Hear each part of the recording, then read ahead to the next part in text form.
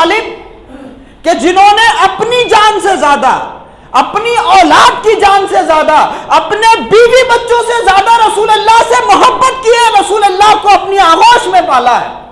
اور رسول اللہ خود فرماتے ہیں کہ لا یؤمن احدکم حتی اکون احب الیہ من والدی و ولدی والناس اجمعین، کہ تم میں سے کوئی بھی شخص اس وقت تک مومن کامل نہیں ہو سکتا جب تک اپنی اولاد سے زیادہ، اپنے والدین سے زیادہ، اپنی جان سے زیادہ اور دنیا کی تمام چیزوں سے زیادہ مجھ سے محبت نہ کر لے۔ لوگوں اگر اس حدیث کی تفسیر کہیں دیکھنا ہو تو اللہ نے اپنے نبی کو ایک ایسی ذات عطا فرمائی ہے کہ جس کو دنیا خواجہ بطحہ سیدنا ابو طالب علیہ السلام کہتی ہے۔ وہ حضرت ابو طالب کہ جنہوں نے اپنی جان سے زیادہ، اپنی اولاد کی جان سے زیادہ، اپنے بیوی بچوں سے زیادہ رسول اللہ سے محبت کی ہے، رسول اللہ کو اپنی آغوش میں پالا ہے۔ اور جب کفار مکہ رسول اللہ کو مارنے کے لیے ڈھونڈ رہے تھے، رسول اللہ کے قتل کا ارادہ کر رہے تھے، رسول اللہ کے قتل کی ساری سازشیں رچ رہے تھے، تب یہی جناب ابو طالب علیہ السلام تھے کہ جناب رسالت مآب صلی اللہ علیہ وآلہ وسلم کے سونے کی جگہ کبھی علی کو لٹایا کرتے تھے، کبھی جعفر کو لٹایا کرتے تھے۔ یعنی ابو طالب نے دنیا میں رسول اللہ کی ذات کی حفاظت کر کے یہ بتایا کہ نبی کے نام پر میرا علی جاتا ہے تو جائے، لیکن محمد رسول اللہ کی زندگی پر کوئی فرق نہ پڑنے پائے۔ تو اللہ نے خواجہ بطحہ سیدنا ابو طالب علیہ السلام کی شخصیت میں وہ محبت رکھی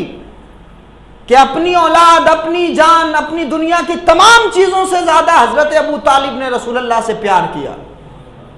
تو یہ دو وہ شخصیات تھیں کہ زمانے نے جتنے ظلم کیے، جتنی مصیبتیں آئیں، جتنی پریشانیاں آئیں، جب حضرت ابو طالب علیہ السلام دیکھتے تھے اور حوصلہ دیتے تھے تو رسول اللہ کی طبیعت جو ہے بہت بہتر ہو جایا کرتی تھی۔ اور اسی طرح سے جناب خدیجہ الکبریٰ جب حوصلہ دیتی تھی تو حضور کی طبیعت بہتر ہو جاتی تھی۔ لیکن سفر معراج سے پہلے آقا علیہ السلام کے یہ دونوں ظاہری ساتھی، یعنی جناب خدیجہ الکبریٰ رضی اللہ تعالیٰ عنہ کا بھی وصال ہو گیا اور حضرت ابو طالب علیہ السلام کا بھی وصال ہو گیا۔ اب آپ سوچئے کہ جناب خدیجہ الکبریٰ رضی اللہ تعالیٰ عنہ جو ہر وقت ہر لمحہ حضور کے ساتھ کھڑی رہتی تھی، جو رسول اللہ کا سب سے زیادہ خیال رکھتی تھی، وہ حضرت خدیجہ الکبریٰ بھی دنیا سے چلی گئی۔ اور حضرت ابو طالب علیہ السلام کے جب لوگوں نے حضور کا ساتھ چھوڑا تب ابو طالب نے کہا تھا کہ میرے بھتیجے محمد، یہ ساری کائنات تمہارا ساتھ چھوڑ سکتی ہے لیکن تمہارا چچا تمہارا ساتھ کبھی نہیں چھوڑنے والا۔ لیکن جب وہ بھی دار فانی سے کوچ کر گئے تو اب ذرا سوچئے کہ حضور کی طبیعت کو دلاسا دینے والا کون؟ اب ایسے وقت میں آقا علیہ السلام پر یہ غموں کا پہاڑ ٹوٹ گیا ہے۔ حضور علیہ السلام کی زندگی میں یہ مصیبتیں آ گئی ہیں۔ اور آپ دیکھیے کہ پھر ایسے لمحات میں رسول اللہ جب طائف کی وادی میں گئے ہیں دعوت دینے کے لیے تو کفار مکہ بظاہر یہ جانتے تھے کہ وہ خدیجہ الکبریٰ ملکۃ العرب ہیں، عرب کی سردار ہیں، بہت بڑی مالدار ہیں۔ اور اسی طرح حضرت ابو طالب علیہ السلام کا ایک روب و دبدبہ تھا، ان کی اپنی ایک طاقت تھی، بزرگ ہونے کی وجہ سے لوگ ان کا احترام کرتے تھے۔ تو بظاہر یہ دونوں بیساکھیاں اللہ نے حضور کو عطا فرمائی تھیں۔ جب یہ دونوں رخصت ہو گئے تو کفار مکہ کو کھل کر کے حضور پر ظلم کرنے کا موقع مل گیا۔ اور آپ کو بتاؤں کہ رسول اللہ کا سوشل بائیکاٹ کر دیا تھا مکہ نے، یہ عام حالات نہیں تھے۔ معراج سے پہلے کا بیک گراؤنڈ میں آپ کو اس لیے بتانا چاہتا ہوں کہ ہم اگر کبھی بھی زندگی میں تنہا ہو تو ہمیں یہ یاد رکھنا چاہیے کہ کوئی ہمارے ساتھ ہو نہ ہو، اگر ہم خدا کے راستے میں ہیں تو اللہ ہمارے ساتھ ہے۔ یہ واقعہ معراج دنیا کے تمام انسانوں کو یہ سکھاتا ہے کہ اگر تم ٹوٹ چکے ہو، اگر تمہیں لوگ ستا رہے ہیں، تکلیفیں دے رہے ہیں، بظاہر تمہارے سر سے باپ کا سایہ چلا گیا، بظاہر تمہارے لیے کوئی بیوی نہیں ہے، بظاہر تمہارا کوئی سرپرست نہیں ہے، تو اگر تم یتیم ہو گئے ہو تو یہ نہ سمجھنا کہ تمہارا کوئی ولی نہیں ہے، تمہارا کوئی مددگار نہیں ہے۔ سفر معراج سے پہلے کا یہ واقعہ یہ بتاتا ہے کہ اگر تم ٹوٹ گئے ہو تو اس حالت میں بھی یہ دیکھنا کہ کوئی وارث، کوئی ولی اللہ ہمیشہ اپنے بندے کی مدد فرمانے والا ہے۔ تو جب یہ دونوں بیساکھیاں چلی گئیں اور رسول اللہ جب طائف کی وادی میں گئے تو کفار مکہ کو تو موقع مل گیا تھا، پورے سماج کا جو رسول اللہ کے ساتھ تھے، رسول اللہ کے گھر والے تھے اور رسول اللہ کے صحابی تھے، ان تمام لوگوں کا کفار مکہ نے سوشل بائیکاٹ کر دیا، سماجی بائیکاٹ کر دیا کہ اگر کوئی مکے کا کافر ان مسلمانوں سے خریداری کرتا ہے، ان سے لین دین کرتا ہے، ان کے یہاں آنا جانا کرتا ہے، تو پورے مکہ کے لوگ اس کافر کا بھی بائیکاٹ کر دیں گے۔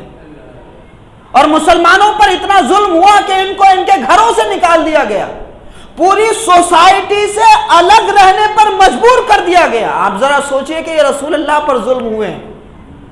آج اگر لوگ داڑھی کے نام پر، ٹوپی کے نام پر، مسلمان ہونے کے نام پر ہمارے ملک میں یا دنیا بھر میں کہیں بھی کوئی تان کستے ہیں، کہیں بھی کوئی طنز کستے ہیں، تو ہمارے اوپر اس ظلم کا تو 0% بھی اثر نہیں ہو رہا ہے جو رسول اللہ اور حضور کے صحابہ پر ہوا ہے۔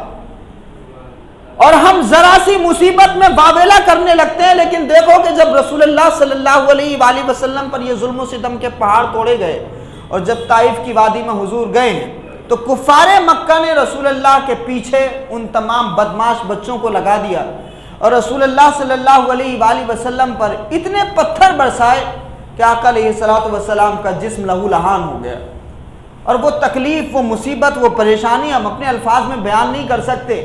کہ جب آسمان دنیا سے بھی یہ منظر نہیں دیکھا گیا اور اللہ کے فرشتے بھی آقا علیہ السلام پر ظلم ہوتے ہوئے پریشان ہو گئے، تو اللہ کی بارگاہ میں انہوں نے عرض کیا، باری الہ تو ہمیں اجازت دے تاکہ ہم زمین پہ جائیں اور اس زمین پر جو ہے پتھروں کی بارشیں کر دیں، یا اللہ تو اجازت دے تاکہ ہم ان پہاڑوں کو ملا دیں، تیرے محبوب پر یہ ظلم کی بارشیں ہو رہی ہیں۔ تو اللہ نے اپنے فرشتوں کو فرمایا تھا کہ جاؤ، بغیر میرے نبی کی اجازت کے کچھ نہ کرنا۔ جب پہاڑوں کا فرشتہ آیا اور اس نے آ کر کے عرض کیا کہ یا رسول اللہ اگر اجازت دیں تو ہم ان دونوں پہاڑوں کو ملا دیں اور یہ بستیاں ہمیشہ کے لیے ختم ہو جائیں گی، تب رحمت عالم صلی اللہ علیہ وآلہ وسلم نے اس حال میں یہ ارشاد فرمایا تھا کہ جب جسم سے خون بہ رہا ہے اور چپلوں میں خون اتنا لگ گیا کہ رسول اللہ کے پائے اقدس سے ان کی لامیں مبارک چپک گئی، اس وقت میں رسول اللہ اس فرشتے سے ارشاد فرماتے ہیں کہ نہیں، میں دنیا میں لوگوں کو عذاب کی بددعائیں کرنے کے لیے نہیں آیا ہوں، میں جانتا ہوں کہ یہ کلمہ نہیں پڑھیں گے، لیکن میں دیکھ رہا ہوں کہ ان کی آنے والی نسلیں اسلام کے نور سے اپنے دلوں کو روشن کریں گی۔ اور پھر رسول اللہ نے بارگاہ مولا میں یہ دعا کی کہ اللہم اہد قومی فإنہم لا یعلمون، اے اللہ میری قوم کو ہدایت عطا فرما دے کہ یہ مجھے نہیں جانتے۔ دیا ہے درس یہ طائف میں سرور دین ہے، کسی کے حق میں کوئی شخص بد دعا نہ کرے۔ تو معراج سے پہلے رسول اللہ پر یہ ظلم ہوا، اختیار ہوتے ہوئے بھی، طاقت ہوتے ہوئے بھی رسول اللہ نے نہ بارش برسانے والے فرشتوں کو حکم دیا، نہ پہاڑوں کو ملانے والے فرشتے کو حکم دیا، لیکن رسول اللہ کے قلب اطہر پر وہ جو ظلم تھا، وہ جو تکلیف تھی، اس کا بوجھ تھا۔ حضور کو جو تکلیفیں دی گئیں اس تکلیف کی وجہ سے تمام صحابہ رنجیدہ تھے۔ اب ایسے مشکل وقت میں اللہ کو اپنے حبیب پر پیار آیا، تب جبریل امین کو بھیجا کہ جاؤ جبریل اور میرے محبوب سے کہو کہ اللہ تم سے ملاقات کرنا چاہتا ہے۔